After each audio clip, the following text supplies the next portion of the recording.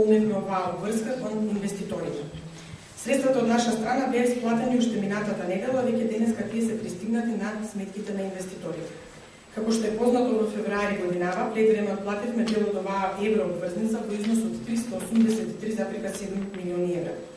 Нашата цел беше со средствата обезбедени преку обврзницата издадена во јануари 2026 година да извршиме предвремен откуп и на тој начин да оствариме заштеди по основ на камати.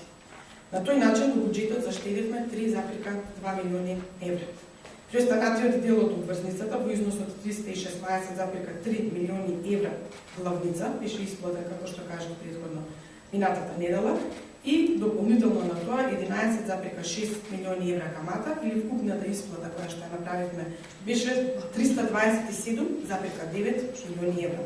Со ова во целост го затворивме процесот на отплата на еврообврзницата издадена во 2020 година во вкупен износ, како што кажав, од 700 милиони евра плюс камата.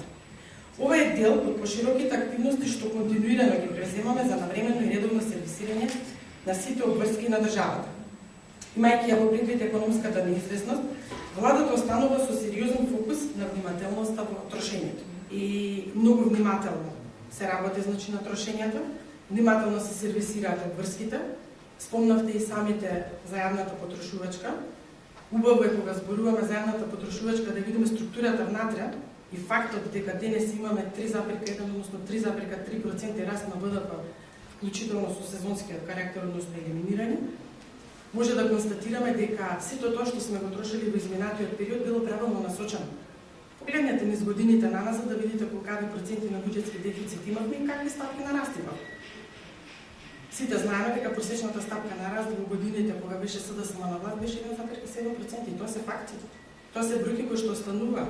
Јас сум денес министер, утре нема да бидам. Меѓутоа бројките кои што сега ги имаме се бројки кои што зборат за оваа влада. Така, премиерот еден ден нема да биде премиер, но се негови бројки на неговата влада.